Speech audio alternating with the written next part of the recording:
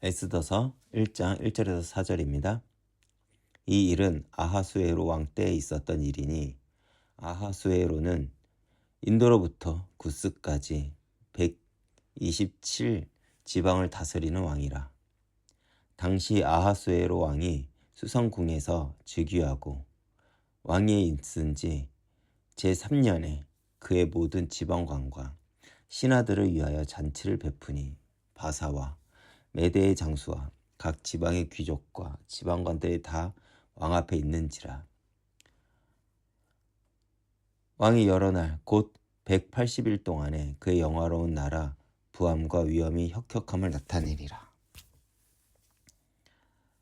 에스더서는 위기에 내몰린 유다 민족을 하나님께서 당신의 주권 아래 마침내 구원하셔서 유다 민족에게 구원을 이루시는 역사서입니다.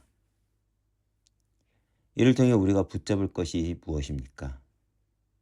하나님은 우리에게 당신을 전심으로 믿고 의지할 것을 적극적으로 요구하고 있다는 것입니다.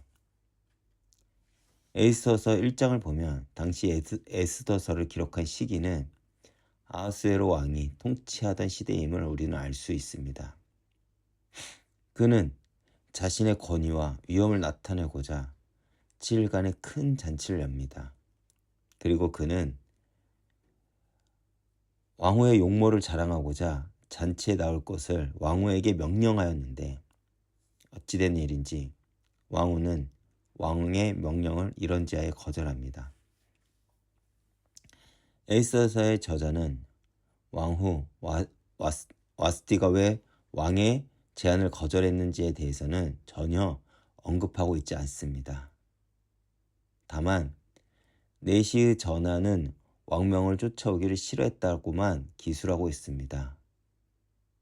그리고 이러한 왕후의 반응에 곧바로 아하수의 왕은 진노하게 됩니다. 왜 이렇게 분노를 했을까요? 아하수의 왕은 자신의 위엄과 권위를 자랑하기 위해 연 잔치였는데 왕후가 자신의 명령을 거절함으로써 자신의 체면을 깎이고 자존심이 상하게 된 것이기 때문입니다. 사실 왕후 와스티의 이러한 행동은 당시 상황으로 볼 때는 도저히 납득할 수 없는 행동입니다. 당시 왕의 명령은 절대적입니다. 그런데 정확한 이유 없이 와스티는 왕의 명령을 거절한 것입니다.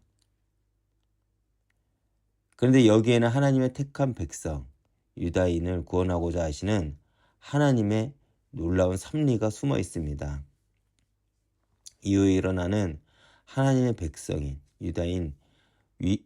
유다인의 위기와 구원이라는 일련의 사건 전개와 관련해서 볼 때는 이 사건은 하나님의 섭리적 역사의 개입의 손길이 와스디 사건에 적극적으로 간섭하고 있는 것을 우리는 볼 수 있습니다.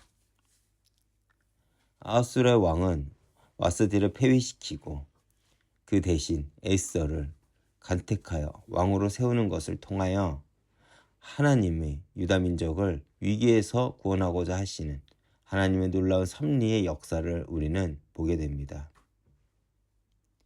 이것을 통해서 우리가 알 수 있는 것은 무엇일까요?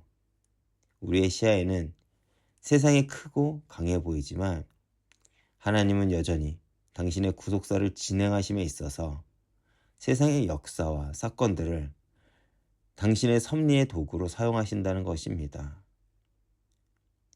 에스더서의 저자는 유다인들의 절대절명의 위기 앞에서 하나님은 당신의 백성들을 구원하시기 위해서 아하수의 왕과 그의 왕후 그리고 그의 신하들까지 구속사의 도구로 사용하고 있다는 것을 알려주고 있는 것입니다. 왕후에 분노한 아하수의 왕은 왕후를 폐위시키고 다른 사람으로 하여금 왕후의 자리를 대신하게 할 것을 왕의 조서에 담습니다.